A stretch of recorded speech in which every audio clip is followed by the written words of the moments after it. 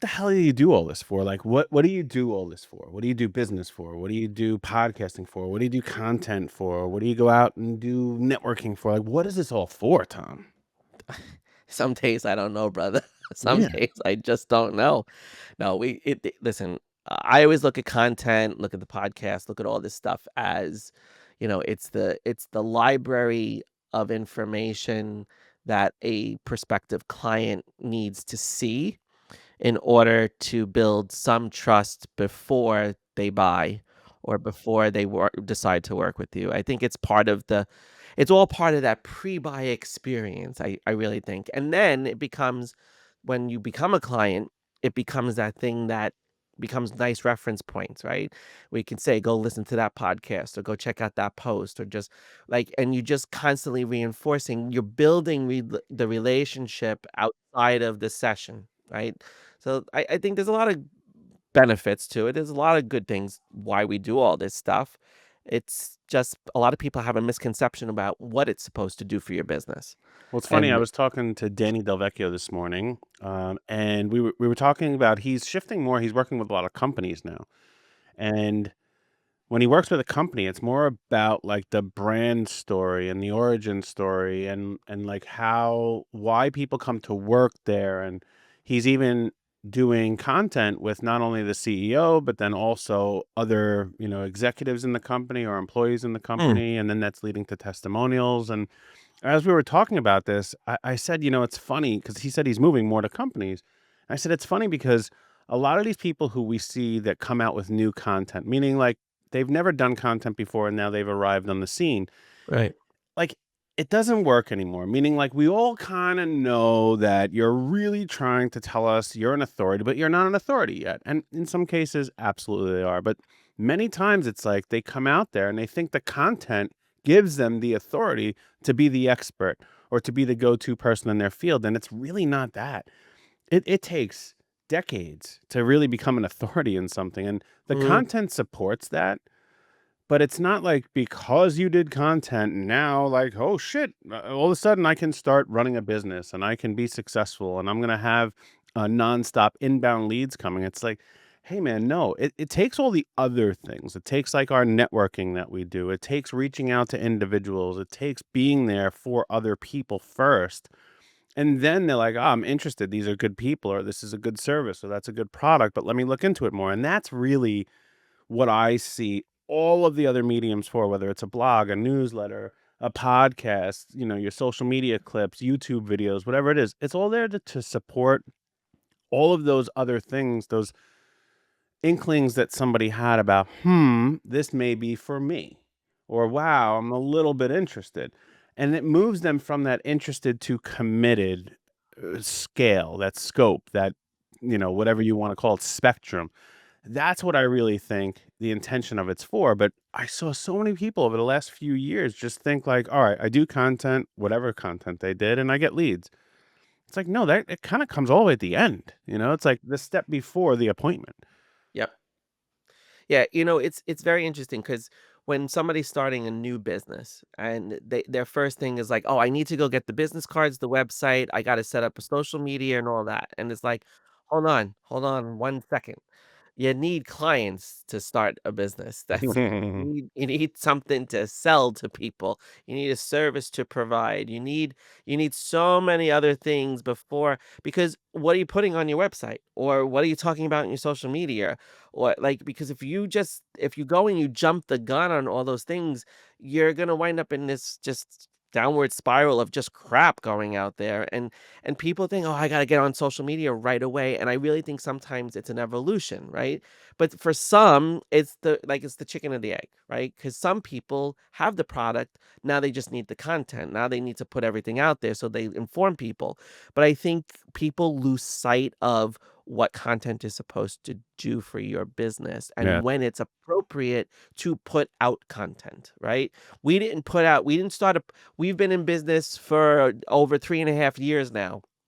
And we didn't start a podcast till 2 years ago, right? We decided to do that at that point because we recognized, okay, we were talking about all these things. We need to help people that didn't have access to us. So we decided to create the content for people who wanted access to coaching but couldn't afford it. But it happened a year and a half almost after we started working together and building the business. So I think it's important for people to remember too, when you're just starting out, hold on, you don't need the website, you don't need the social media, you just need clients, Right. period. And think about it, like that's we're lucky enough that we have clients, and we have a business. But when we decided to do our newsletter, our idea was like, "Hey, let's do a newsletter where we're not selling shit." Like, because it seems like every single newsletter just sells people things, and it's like, now I don't even want to read it anymore. That's at least how I felt with many people that I actually appreciate them, but their newsletter, I'm like, I can't read it, pal. It's just I'm waiting to be pitch slapped. So we decided like, hey, let's create a newsletter where we're just sharing our thoughts and our lessons, and there's no ask, there's no call to action, there's Yeah, none of that. And the reason we're doing it is because now we'll have interested people who actually learn a little bit about our thoughts and lessons, maybe take some actions that improve their lives, and then they will find us naturally when they need us. It's not like I don't have to jam it down your throat all the time. It's like, hey, I've given you value, and when you're ready, you'll reach out and be like, wow, those are the people who gave me value. I might as well use them for this thing I'm considering. And it moves you up into the forefront of their mind when they're ready to do that thing. It doesn't mean that that thing all of a sudden gives you the permission to say, "Hey, buy my shit." And right. that's what gets annoying with people. And it's not just new business owners. It's experienced business owners that are just starting out with their content. Right. I think like when it comes to like a newsletter and things like that, those are the things just to stay in front of someone, right? That's why and you got to remember too, there's so much information being pushed on us, right? I mean, just think about all of our content alone. We're just two guys and we have hundreds of 100 podcast episodes. We've sent a newsletter out now for the last 19 weeks. We post on social media 4 or 5 times a week. There's a lot of information that we're giving to people, but it's not so that somebody sees us every single day. It's that when they see us, we become top of mind again. And I think that's what people have to think about. Like you don't have to push content every single day or every week. It's just you have to recognize that it's going to fall into people's streams or flows or whatever in emails when they need us, even though it's going to be frequently, there's going to be a time when they go, oh, you know what? Let me reach out to Adam. He just struck a nerve in Right. this newsletter. I haven't read any of his other newsletters. I read this one and this one hit the nerve. And now let me go book an appointment with him. Let me go talk to him. Let me go find out more about this. And I think that's what people have to remember. Like you could put out a ton of content, but the results and the return on all of that effort is not going to be what you expect it to be. Right. And I think that's what pushes a lot of people and turns a lot of people off. And I think that's what turned me off in the very beginning, when I started coaching was the content didn't lead to much, but then I was looking at it wrong, and I'm telling you now how I reframed how I look at it and what the benefit of content is and Yeah. how it should work.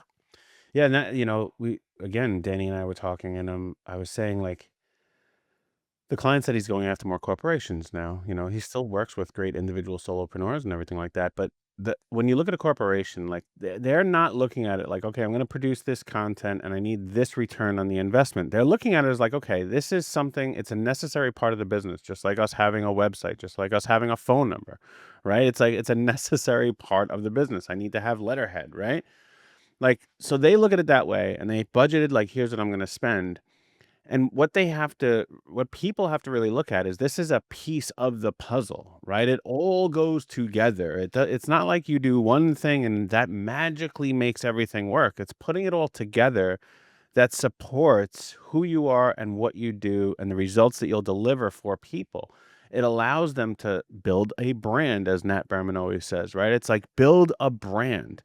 And the brand isn't just like, "Hey, I had some freaking offer," or "Here's my lead magnet." The brand is that you show up consistently in whatever medium that they appreciate, and if they looked, you were still there. You're still talking the same story. You're still giving the same advice, or you're still providing the same product. And that's the thing, it's like the consistency is what allows people take a really long time now to make purchases because there are so many options, right? It's like analysis paralysis with many people. And if you finally like just hit on that note and they appreciate even just it could be your lighting setup and they liked it and that's why they watched it. But if that resonated with them, they're going to remember you. And then when it comes time for them to get their oil changed, they're using your shop. Or when it comes time to like, okay, I got to do my taxes, they're calling you as the accountant. But those companies are finally starting to look at it like, hey, we don't have a choice anymore. Like we have to do this content. And when I watch some of those companies and what they put out, it feels more authentic. Yeah. When I watch some other people, it feels like a freaking if a freak show. It's like, "Ah, wait, I'm doing this, Right. do that now. You know what you should do? You know what you should do? You know what you should do?" And I'm like, "Bro, you've been in business for 13 months. How are you telling me what I should do if you just learned it like a year ago? Come on, man. Like, why don't we talk about what you went through and what you have done and how you have served and what you like? It's like, okay, man, calm down, slow it down." Right, you you're bringing up a good point, like, you don't know everything that you've gone through, like, you don't show the whole process of it, right? People think, "Oh, their content is really great." But you're only seeing what the current thing is. You don't have any clue of what their first piece of content was unless you Right. really go back and look. And by that point, a lot of these guys are archived and they've gotten that crap off of their stuff, right? And that's the thing. So many people fear making content, right? And Danny does an amazing job at bringing such a natural, authentic interaction through his work that he can make so much content from that because he's bringing out the authentic versions of people and making sure that's what's showcased and that their expertise is showcased and all of that.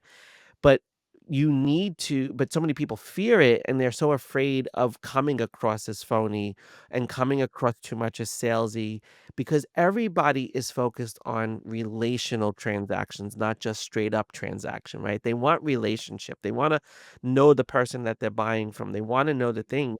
So there's this pressure that every new content creator puts on themselves that is like, "Okay, I've gotta be really great at this from the get-go," and that is bullshit. You don't have to be great at it. Your first 100 pieces of content are gonna suck but when you start getting in the groove and you make it better, it's going to get better, and you'll see you'll become more natural at it, and the more natural you become, the more authentic and yada, yada, yada. But, content, you can't just force content either. Where does content come from? Content comes from the work and experiences that you've had throughout your life. And that's why Danny, I didn't know we were going to do a commercial for Danny, but that's why Danny is so good at it because he pulls out the work that people have done and the experiences they have. But content is really the work and the experiences that you have done. And how do you get the work and experiences? Well, you have people and things that you've done. How do you have people and things that you've done? You go out and you meet them at like networking events and you introduce yourself or you do cold calling or you do these things. And the content is only good if you've done all those other things first. Correct. Like, you have to have had met people. They don't just magically fall upon you. I mean, yes, I know certain platforms, TikTok, Instagram, there's a For You page and they'll serve you up things, and maybe that works, but what really works in small business, because that's most of our audience, small business, it's that you met somebody, okay? You met them at an event, you met them online or something, and now they're interested, and then they start looking at your newsletter, your podcast, your social media, and things like that. But if you're not meeting people first, then the content is just gonna go unseen, or it's gonna go seen by people that don't really fall within your target demographic. And it's like, I mean, it's great. You got 100,000 views. I see people, "Oh, I got 100,000 views on my LinkedIn thing. I got 1,000,000 views on my Instagram reel." Who are they? Have they ever talked to you? Has anything come of that? Like all this stuff, it's like great. It's a dopamine hit and you see it, but like, did any result come out of that, or did you just feel good? Yeah, you're 100% right, and this is why I love that we have started the First M Club for networking and mastermind, but it's about the networking. The networking is what starts the relationship, and then when they go and they look at your stuff, they're gonna look at it to validate that you're the same person. right? They're gonna look for the That's a good point. consistency in how you speak and what you say, and because that's all part of the evaluation of him. Is this somebody I can trust that if ever I need them, I can utilize their service or utilize them? But if you go to a networking event and you're totally different than who you are in social media, well, then you're just really hurting yourself. You have to develop a consistent brand. Now we're going to talk about branding, but you have to be you are your brand. And when you go to a networking event, you are representing you yourself, your brand. And then what you put out there on social media and in your content needs to be consistent. There are a lot of people that you may meet that you're like, that guy didn't come across like that. The guy seems like a totally different guy. And that's going to change your perception. It's going to change the level of trust that you have in that person. And the goal is if you're consistent, they will build more trust. If you're not consistent between your networking and your content, then you're probably not going to be seen as a trustworthy individual. Yeah, and it's you yes, you're trying to build a brand, but everybody has a brand. It's who you are. It's who what your persona is to other people out there in public. And the issue is that sometimes people have like three brands. It's like, oh, this is the brand when I show up and professionally do my work, and this is the brand when I professionally show up and do networking, and this is the brand that I show up on social media professionally. And it's like, and then they have another personal one. It's like, hey, if you can allow yourself to just be who you are every single day, then you don't have to put on a show. Correct. You're just you all the time. There's no like script. There's no, okay, I have to get into the zone to do this. It's just be you. And I think that's why you and I have always had, it's always felt simpler for us to do any content, whether it is this podcast. We don't have a script. We don't have notes. We don't have anything. We hit record and talk. Right? Same with our content. We used to show up and maybe we have an idea like, oh, today we're going to talk about cash flow. We don't know what we're talking about. We just then talk about it. Same when we show up at our networking meetings and we introduce ourselves. We don't have our elevator pitch planned. It's like, well, today this is how I'm feeling to explain what I do, but it falls in the same line of what I do. When we do our morning meeting sessions, when we do those, there's no preparation. We show up, we listen, and then we work with those people. We talk with those people. It's all natural. And if you're not being natural in that, then you're not going to be able to consistently carry it out. Right. And consistency is the hardest thing for a lot of people. And it's one of our general rules when we work with anyone. It's show up consistently because when we're consistent, you build a reliability, you build a trust factor, you build all those pieces. But consistency is a habit. And we talk about all these different habits. We talk about sabotaging habits, we talk about good habits, we talk about workout habits, eating habits. Consistency is a habit because you want to show up the same in the similar situations. You want to show up consistently all of the time because I always listen when I was an executive and running health centers and doing all of that stuff, I was the same guy in every situation because I had 700 people in my portfolio. I could not talk and I wanted to get to know as many of those people as possible.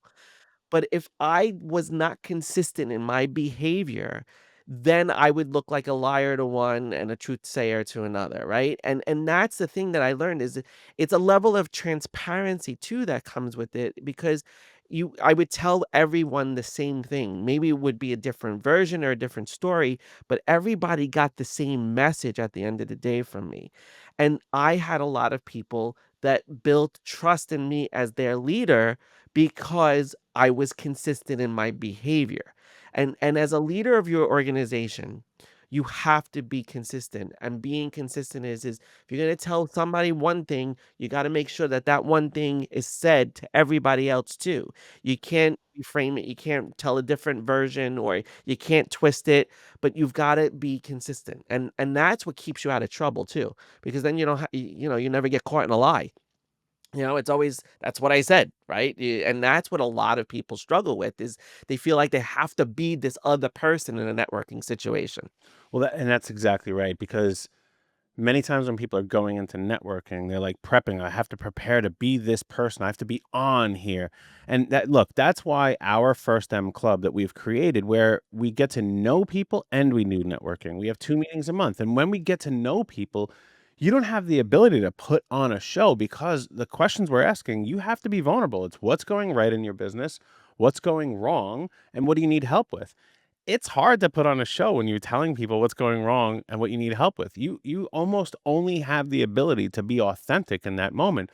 And when you're in a space and you have people around you that you can trust to say those things and they're not going to judge you, that's really the differentiator of what First M does.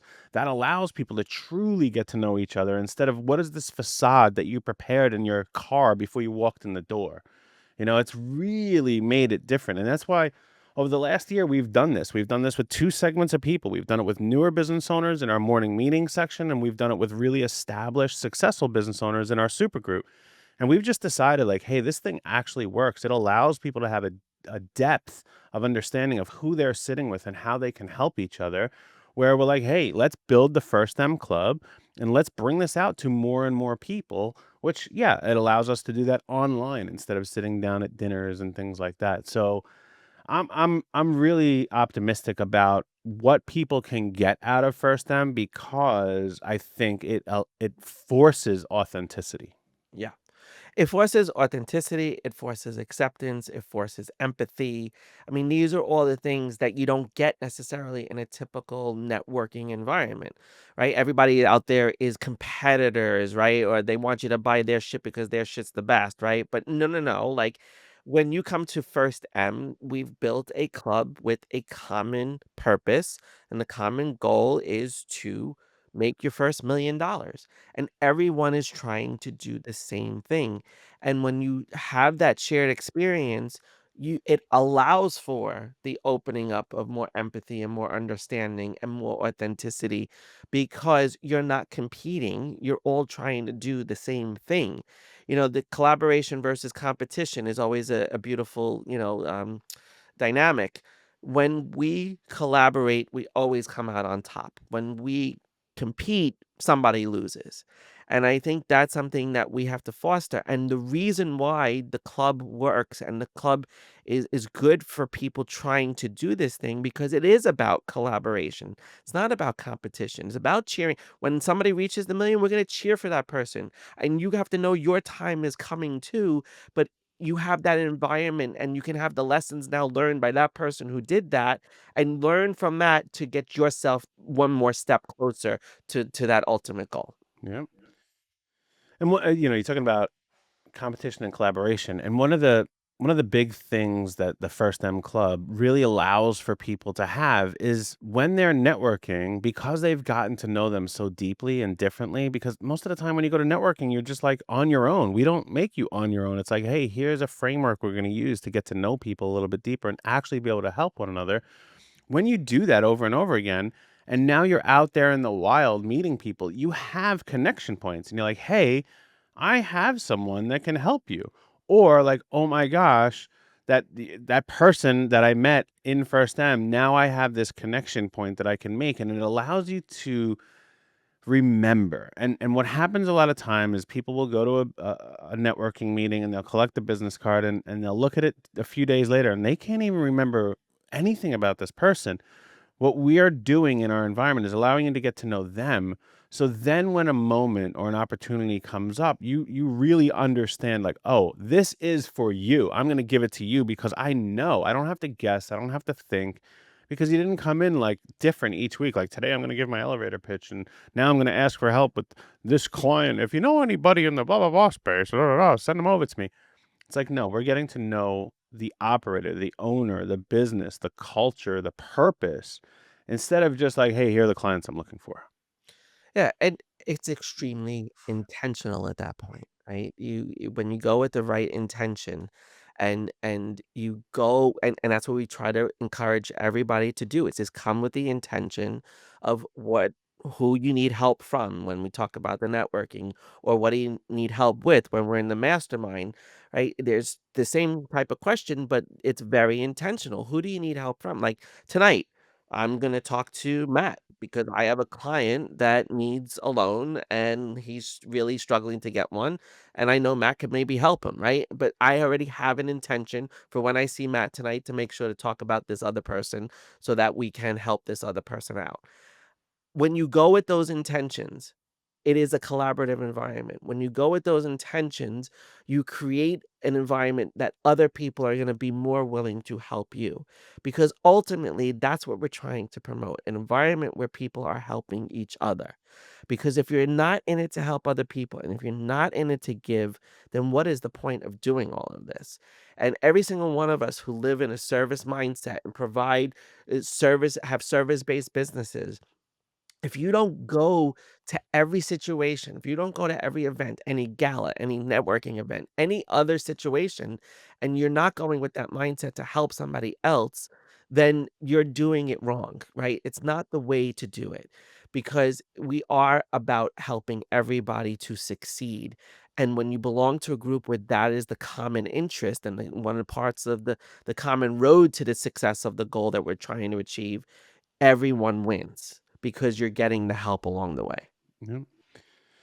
Listen, man, networking is really hard, but we've made it super simple, right? We've put the right people in the room. We've put a format together where you don't have to think about what you're going to do today. You just use the system. We've made it super affordable so people could do this. And even if you're not ready to just do it, we've put out a test drive where you can come experience it with other people and see if it makes sense.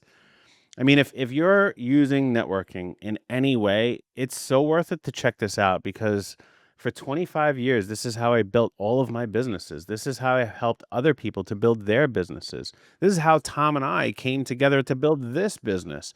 I mean, it just works if you understand how to work it. I had a unique ability to understand how to use networking, and all we did is put a group together in the form of a club called First M to show you how to use this and actually implement it with other people who are on the same track as you, with the same mindset and the same agenda.